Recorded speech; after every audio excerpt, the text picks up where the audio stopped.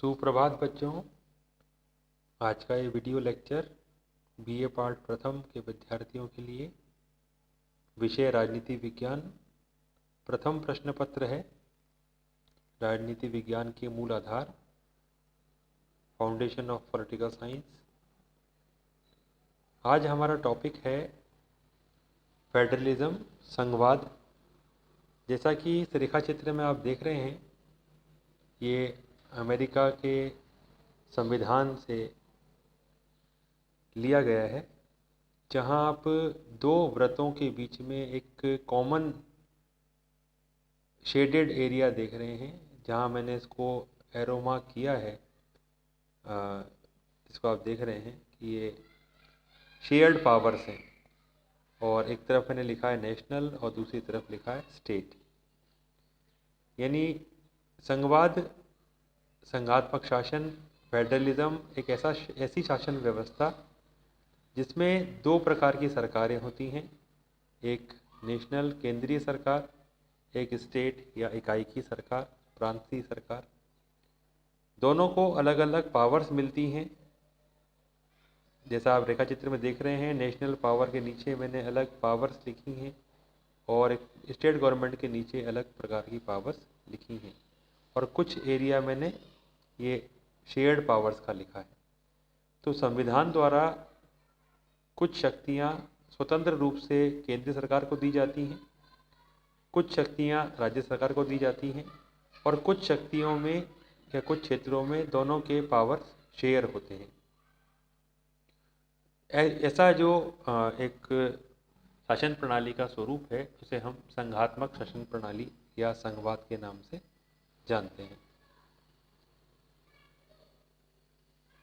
संघ जो शब्द है वो अंग्रेजी के पर्यायवाची फेडरेशन, लैटिन भाषा के फोइडस शब्द से निकला है, जिसका अर्थ होता है संधि या समझौता। संवैधानिक दृष्टिकोण से संघात्मक शासन का तात्पर्य एक ऐसे शासन से है जिसमें संविधान द्वारा केंद्र और इकाइयों की सरकारों के बीच शक्ति का विभाजन कर दिया जाता है, और ऐसा प्रबंध कर दिया जाता है कि दोनों पक्षों में से कोई एक अकेला इस शक्ति में विभाजन में परिवर्तन नहीं कर सके। तो जो रेखा चित्र समझाते हुए मैंने आपसे बात कही, वही बात यहाँ आ रही है कि संघात्मक शासन ऐसा शासन है जहाँ संविधान के द्वारा केंद्र और इकाइयों की सरकार के बीच शक्ति का विभाजन किया जाता है, और संविधान में जो ये शक्ति विभाजन है, इसको बदलने का अधिकार अकेले ना केंद्र को प्राप्त है और ना राज्य को प्राप्त है।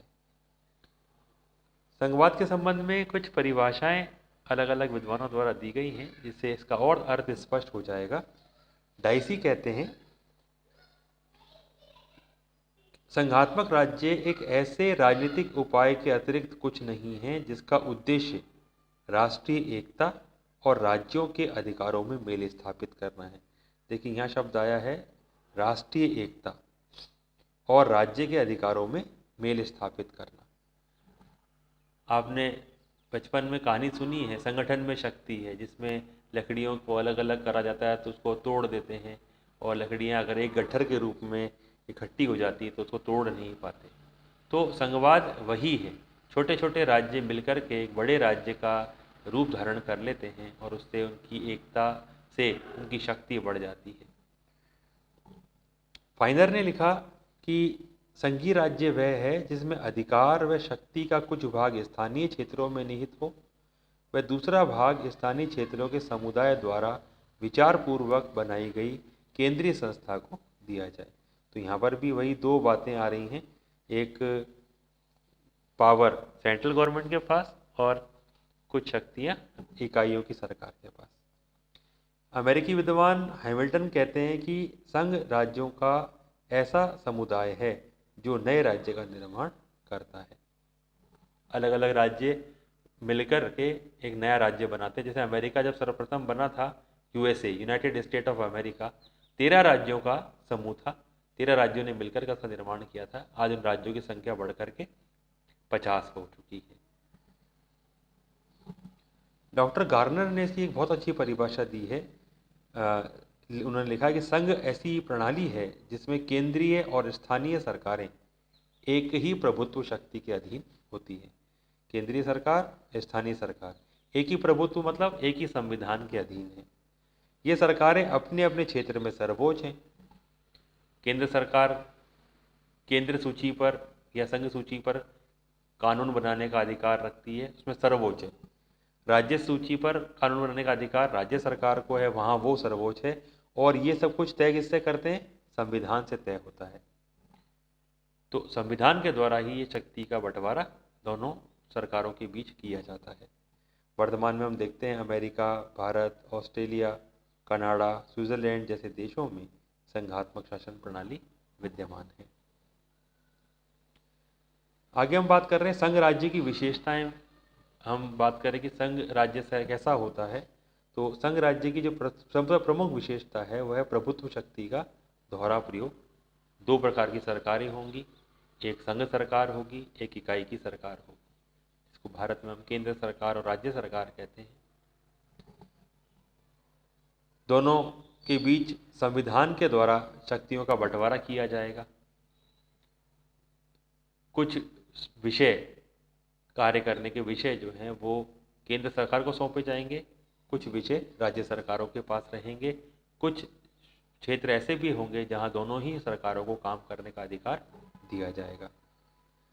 संविधान की सर्वोच्चता, क्योंकि संविधान द्वारा सरकारों के बीच में शक्ति का बंटवारा किया जा रहा है, कोई एक सरकार इतनी शक्तिशाली ना हो कि वो मनचाहे तरीके से संविधान में परिवर्तन कर ले, इसलिए संविधान को सर्वोच्चता प्रदान की गई है।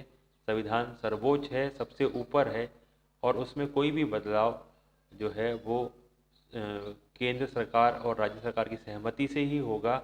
और इसकी सुरक्षा की जिम्मेदारी, इसका गार्जियन जो है वो सर्वोच्च न्यायालय को बनाया गया है, जो इसमें किसी भी प्रकार के परिवर्तन की समीक्षा करता है कि कहीं ये परिवर्तन जो है वो संविधान के मूलभूत ढांचे के विरुद्ध तो नहीं है।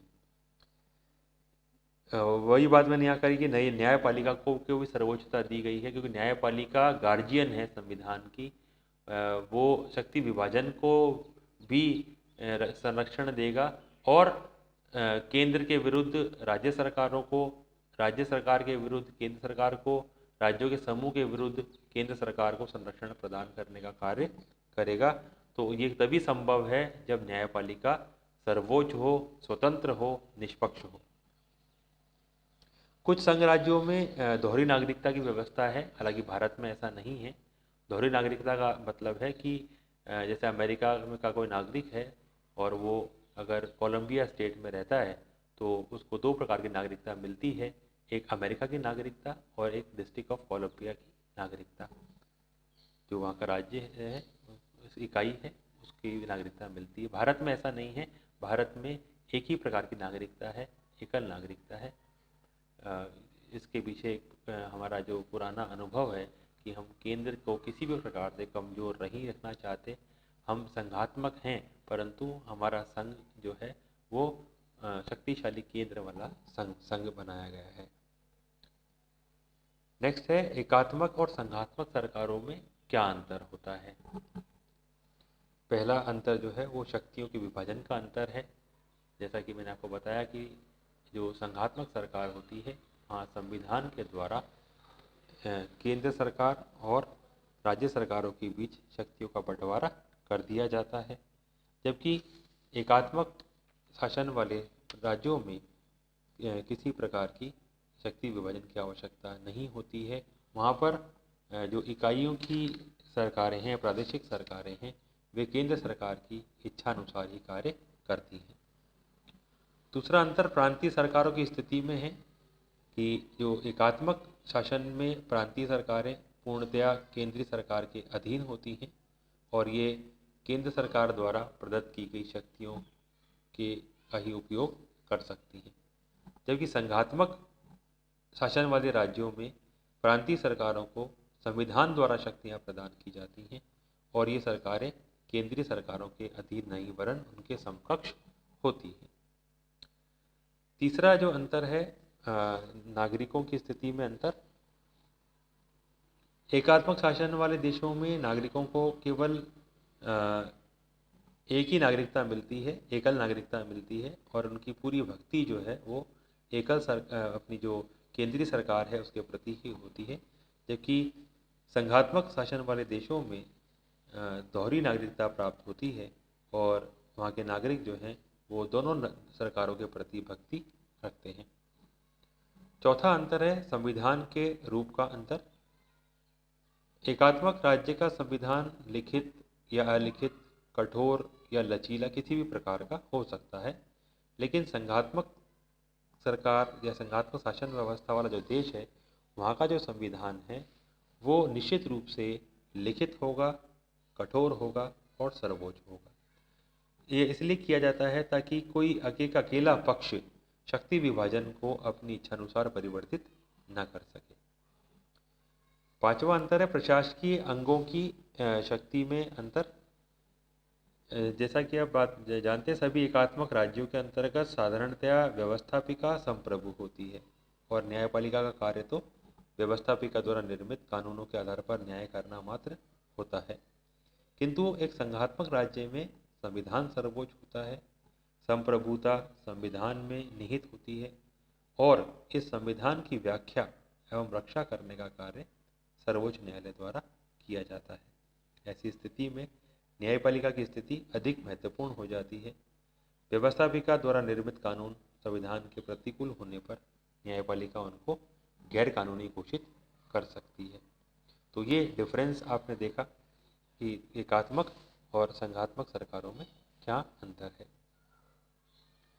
नेक्स्ट हम देख रहे हैं कि जो हम संघ निर्माण करते हैं, जैसे हमने भारत की बात की या ऑस्ट्रेलिया, स्विट्ज़रलैंड की बात की या अमेरिका की बात की, तो ये जो संघ बनाए जाते हैं उसके लिए क्या ऐसी आवश्यक शर्तें हैं जिससे संघ एक तो आराम से बन जाए और वो लंबे समय तक स्थायी रूप से काम कर सके।